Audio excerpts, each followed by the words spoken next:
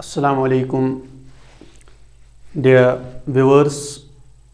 Welcome to my YouTube channel Beyond State Service Exams. Today we are going to discuss part 2 of this act, the Jammu and Kashmir Reorganization Act. Students, जैसे हमने already एक part इसमें से discuss किया है, पहले वो देखिए फिर इस पे आइए, क्योंकि उसमें सारा बेसिक आता है और मैंने वो अच्छे से डिस्कस भी करा है। तो डियर व्यूअर्स, इस पार्ट में और भी बहुत सारे क्वेश्चंस है, एमसीक्यूज है, जिनको हम डिस्कस करेंगे। उसके अलावा भी अगर कहीं पे ज़रूरत होगा उस एमसीक्यू का, उस क्वेश्चन का बैकग्राउंड, तो वो भी हम आपको देंगे। तो let us begin with the slide number first. पहला क्वेश्चन है, the Jammu and Kashmir union territory is administered by. तो इस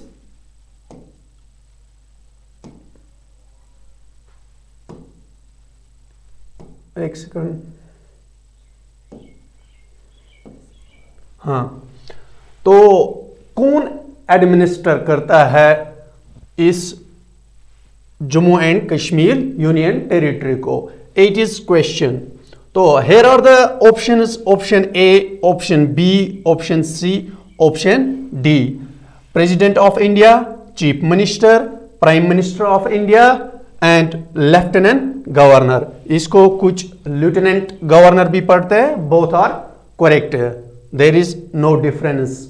like lieutenant governor is British pronunciation and lieutenant governor is American pronunciation. तो माय डियर व्यूअर्स, देखिए, the Jammu and Kashmir union territory is administered by, it is administered by president of India. President of India is correct answer, but he is appointing who? Lieutenant Governor.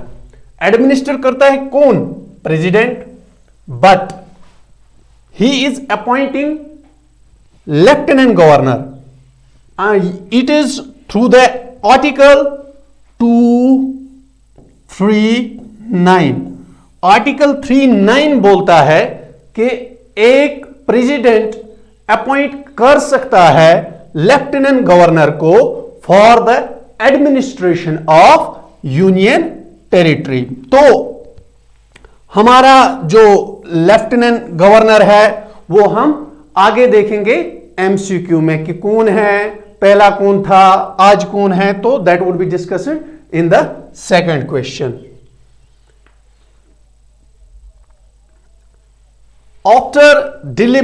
After delimitation of Jammu and Kashmir, how many seats were added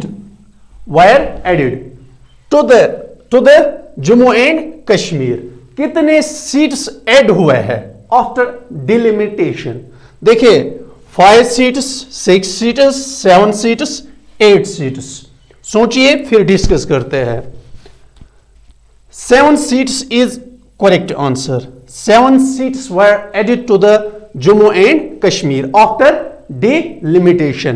तो ये जो delimitation ये 2020 में हुई है, तो it was headed by Justice Ranjana Desai.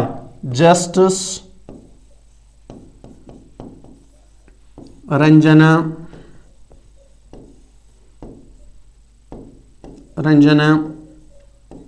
Desai. He was a retired judge of Supreme Court. Retired judge of Supreme Court. तो ये जो 7 सीट्स एडेड हुए हैं, तो एक seat, 1 seat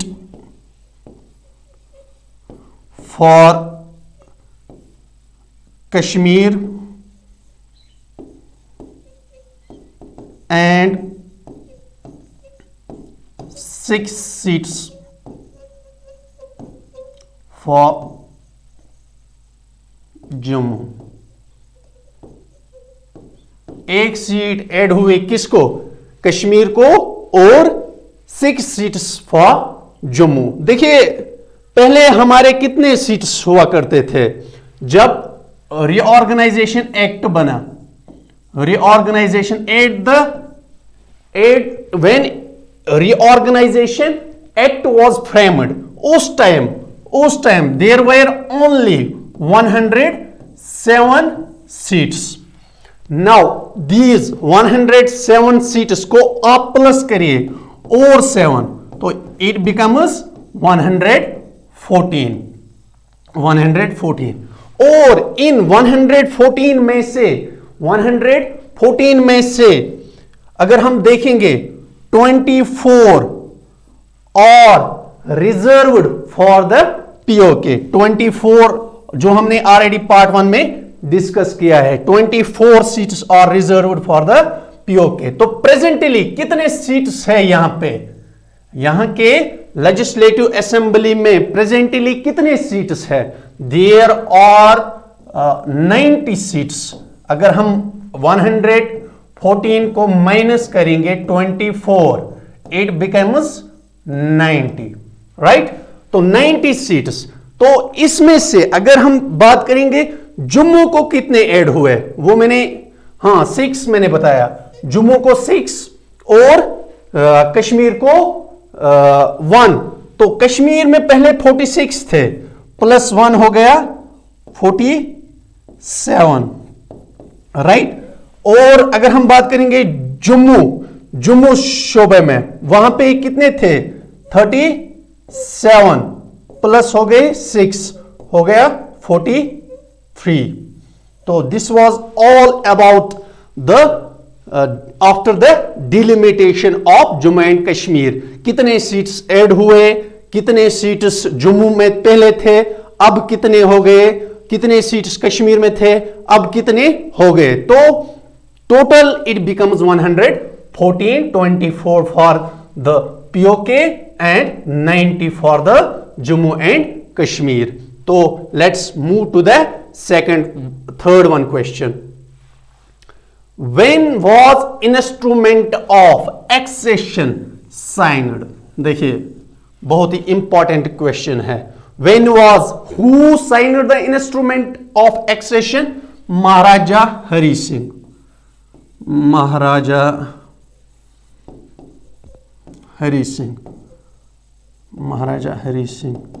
Maharaja Hari Singh was the last prince ruler of Jammu and Kashmir.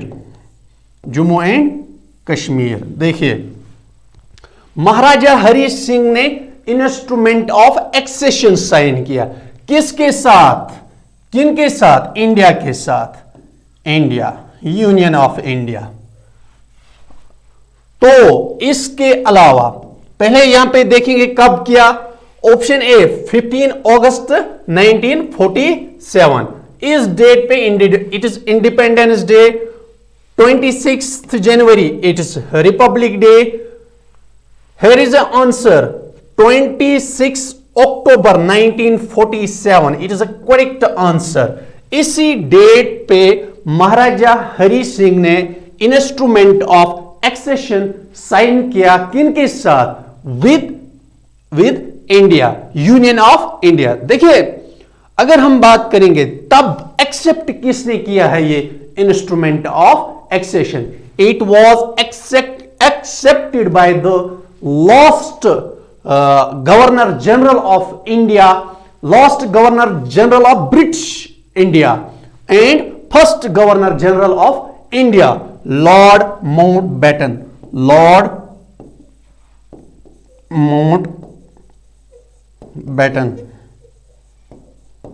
इसी ने इसको एक्सेप्ट किया है। कब किया है एक्सेप्ट? आफ्टर 1 डे, यानी 27 अक्टूबर 1947 को, 27 अक्टूबर 1947 को। Now after that this Jammu and Kashmir became the part of union of India. ये किन का पार्ट? ये अब भारत का हिस्सा बन गया है। इसी बुनियाद पे आज इंडिया क्लेम करता है कि Jammu and Kashmir is our integral part. तो इसी बुनियाद पे, क्योंकि हमारा जो प्रिंस था उसने ही इंस्ट्रूमेंट ऑफ एक्सेशन को साइन करा है। किसके साथ किया है? लॉर्ड माउंटबेटन के साथ। ठीक है, तो और इसमें पीओके भी आता है, पीओके भी आता है और अक्साई चिन्ह भी आता है, जो कि चाइना आज एडमिनिस्टर करता है पीओके को, पाकिस्तान एडमिनिस्टर। इसीलिए constitution of Jammu and Kashmir जो थी उसमें भी पीओके के लिए सीट्स रिजर्व थे, क्योंकि ये पार्ट है, ये जो जम्मू एंड कश्मीर का, जम्मू एंड कश्मीर, इंडिया का जम्मू एंड कश्मीर उसी का हिस्सा है ये। ठीक है, तो move to the next one question. Who is present lieutenant governor of Jammu and Kashmir? Present यानी इट इज आज की डेट में कौन है हमारा लेफ्टिनेंट गवर्नर आज के डेट में, जो आज चल रहा है 2022? देखिए, पहला ऑप्शन जो है गिरीश चंद्र मुर्मू।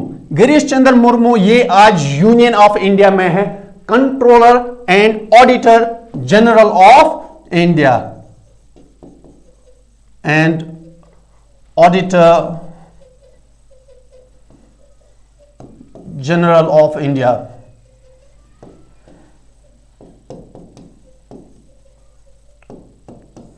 ये भी इंपॉर्टेंट। देखिए, अगर हम बात करेंगे सीबीटी की, बहुत सारे क्वेश्चंस होंगे। जितने शिफ्ट्स, अगर 20 शिफ्ट्स होंगे, 20 into 120, you can imagine it becomes more about 2 10s are 20। आप खुद गेस कर सकते हो कितने क्वेश्चंस ये डालेंगे। कोई भी क्वेश्चन आ सकता है, ये भी आ सकता है, who is our present controller and auditor general of India. तो ये हमारे गिरीश चंद्र मुर्मू पहले governor general of Jammu and Kashmir थे, first LG of Jammu. It may be asked who was our first LG, who was our first LG, who was the first LG of Jammu and Kashmir? Your answer must be Girish Chandra Murmu. ठीक है, तो ये यहां पे क्या हमें who is present, present है श्री मनोज सिन्हा, यानी आज का जो हमारा है वो श्री मनोज सिन्हा। और भी यहां पे 2 ऑप्शंस है, सत्यापाल मलिक। सत्यापाल मलिक आपको पता ही है, सत्यापाल मलिक जो कि हमारा लास्ट गवर्नर है, लास्ट गवर्नर। उसके बाद, उसी के बाद गवर्नर, लेफ्टिनेंट गवर्नर आया। यहां तक गवर्नर ठीक था, उसके बाद लेफ्टिनेंट गवर्नर, यानी ये लास्ट गवर्नर रहे हैं जम्मू एंड कश्मीर के। आर के Mathur, it is present governor general of Ladakh, union territory of Ladakh. और एक यहां पे बात, who was the first governor general of Ladakh? ये तब से कंटिन्यू एज ए गवर्नर काम कर रहे हैं। तो move to the next one. अगर कोई क्वेश्चन होगा तो you can ask in the comment section. Comment section, अगर आपको कोई भी टॉपिक बहुत कठिन लग रहा है, मुश्किल लग रहा है, तो आप कमेंट सेक्शन में डाल सकते हैं उस टॉपिक का नाम। I will try my best to make that topic very simple and you will understand। देखिए, और एक क्वेश्चन है, which section, जैसा मैंने आपको पहले ही बताया, सेक्शन कितने सेक्शंस है? 103। किसके sections? We are talking about the Jammu and Kashmir reorganisation act, उसी के सेक्शंस 100। उसमें से आपको सारे याद नहीं रखने हैं ना। अभी तक मुझे नहीं लग रहा है कि अभी तक कोई क्वेश्चन भी ऐसा आया जो कि टफ था इन सेक्शंस पे, but you have to remember some most important sections of this act. लेकिन आहिस्ता आहिस्ता जब बहुत सारे एग्जाम्स होंगे तो रिपीट होंगे, फिर एग्जाम्स और टफ होने जा रहे हैं, तो उनमें सेक्शंस हमें याद करना। फिलहाल वो व्हाट वी से कि वो ऊपर ऊपर से ही क्वेश्चन डालते हैं। जैसे एसआई में आए थे कि दो तीन क्वेश्चंस थे, they were very simple. Which section deals with the power of legislative assembly? देखिए ये कौन सी legislative assembly? It is legislative assembly of union territory of Jammu and Kashmir, यानी law making body, law making body makes laws of any subject. Subject हो गया किसी भी चीज पे, subject say subject education, education is one subject. Say subject forest, forest is one subject. Say subject like forest, education, agriculture, किसी भी चीज पे कानून बनाना उसी को, यानी सब्जेक्ट मीन्स किसी भी चीज पे कानून बनाना। Mention it in the state list, mention it in the state list. Which section deals with the power of, यानी लेजिस्लेचर को पावर है, स्टेट लेजिस्लेचर या यूनियन टेरिटरी लेजिस्लेचर को पावर है कि वो लॉ बना सकती है, लॉ बना से make laws of any state subject, किसी भी सब्जेक्ट पे। Mention it in the state list. पहले हम देखेंगे स्टेट लिस्ट क्या होता है। देखिए शेड्यूल 7 है इंडियन कॉन्स्टिट्यूशन का, इंडियन कॉन्स्टिट्यूशन का, इसके सिर्फ 5 शेड्यूल्स है। जो रिऑर्गेनाइजेशन एक्ट है इसके सिर्फ कितने शेड्यूल्स है? 5 schedules. There are only 5 schedules. मैं 7 शेड्यूल की बात कर रहा हूं, वो किसके? इंडियन कॉन्स्टिट्यूशन के। इंडियन कॉन्स्टिट्यूशन के 7th शेड्यूल में 3 लिस्ट्स है। कितने लिस्ट्स? 3 लिस्ट्स। एक हो गया यूनियन लिस्ट, दूसरा हो गया स्टेट लिस्ट, तीसरा हो गया सेंट्रल लिस्ट, स्टेट लिस्ट, तीसरा हो गया यूनियन लिस्ट, वही हो गया सेंट्रल लिस्ट, दूसरा हो गया स्टेट लिस्ट, तीसरा हो गया यूनियन, स्टेट और कंकरेंट लिस्ट।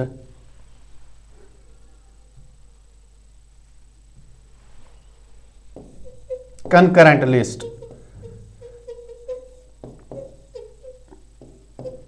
यूनियन लिस्ट पे सेंट्रल गवर्नमेंट कानून बनाएगी, यूनियन लिस्ट पे सेंट्रल गवर्नमेंट कानून बनाएगी।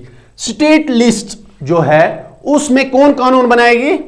उसमें कानून बनाएगी स्टेट या यूनियन टेरिटरी। कंकरेंट लिस्ट में कौन कानून बनाएगा? Both state as well as centre, state as well as centre.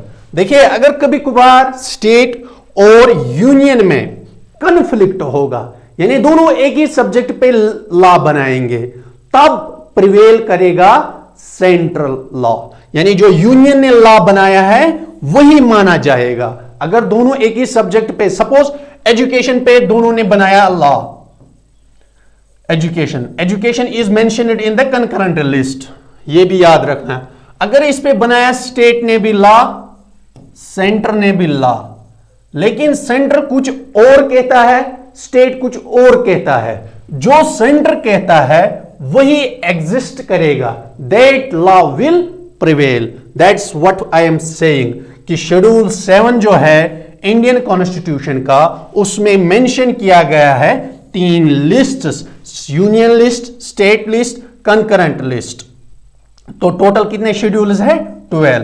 तो ये याद रखना 7th schedule can be asked, 12 schedule, total 12 schedules can be asked. तो उसमें देखिए make laws of any subject mentioned in the state list.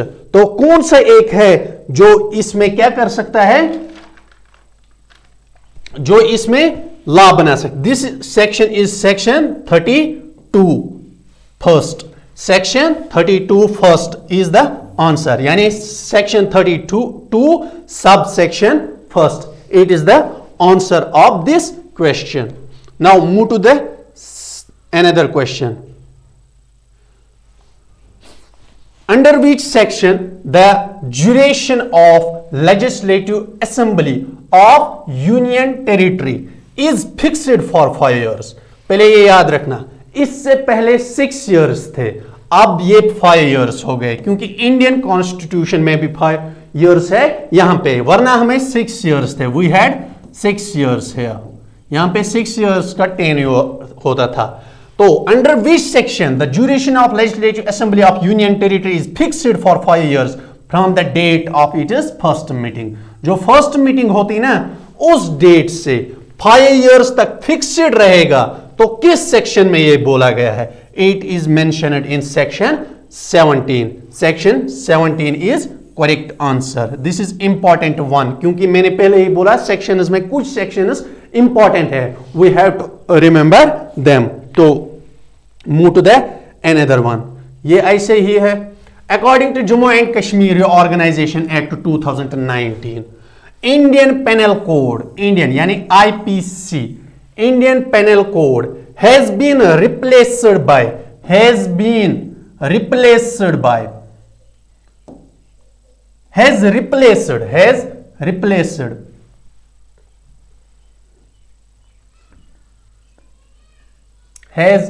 Replaced. किसको replace इसने किया है? Has replaced. इसने इंडियन पेनल कोड ने रिप्लेस किया है Kashmir Ranbir penal code, Ranbir penal code. ये मैंने क्यों लगाया ये एमसीक्यू? क्योंकि देखिए ये जानना हमारे लिए जरूरी है। ये जो रणबीर पेनल कोड है इसको यहां पे पहले यही चलता था जब यहां पे हमारी अपनी कॉन्स्टिट्यूशन थी। ये एक्चुअली लॉ, क्रिमिनल लॉज के बारे में हमें बताता है। Criminal laws. तो ये 19 एक्चुअली ये महाराजा रणबीर सिंह जो थे, महाराजा रणबीर बोलते हैं, रणबीर सिंह जो थे उसी ने इस एक्ट को लाया था, इस कोड को लाया था। उसी के नाम पे इसे क्या कहते हैं? Ranbir penal code. क्योंकि किसने लाया? महाराजा रणबीर सिंह ने। और ये और एक क्वेश्चन पूछा जा सकता है, कब लाया था? 1932 में। ठीक है, हो गया। मतलब इंडिया 1947 से पहले 19 यानी it is before the article 370, it is not part of that. क्योंकि ये पहले ही आया था तो फिर हमने एडॉप्ट किया है। जो इंडियन पेनल कोड है, it is made by the Britishers. ये इंपीरियल है। लेकिन आज ये चलता है, इंडियन पेनल कोड आज चलता है ये कहां पे? इंडिया में भी, यानी आफ्टर 1947 इसको कंटिन्यू रखा गया है। तो ये आज चलता है पाकिस्तान में भी, वो उसे पाकिस्तान पेनल कोड वगैरह कहते हैं, बांग्लादेश में भी, और यहां पे इंडिया में भी। इंडिया इट वाज एक्चुअली ये 1860 में इसको एनेक्ट किया गया था, 1860 में। तो it came into force in 1862। देखिए ये चीजें भी बहुत इंपॉर्टेंट है, कुछ भी पूछा जा सकता है, कोई भी क्वेश्चन बन सकता है। रणबीर पेनल कोड महाराजा रणबीर सिंह के नाम पे क्रिमिनल लॉज के बारे में डील करता है। 1932 में ये रणबीर सिंह ने लाया है, उसी के नाम पे इसे नाम पड़ा है। Indian penal code 1862। तो इसके बाद बहुत सारे इसमें अमेंडमेंट्स भी हुए हैं, तो that is not the important for us. So move to the next one question. What will be the size of Council of Ministers?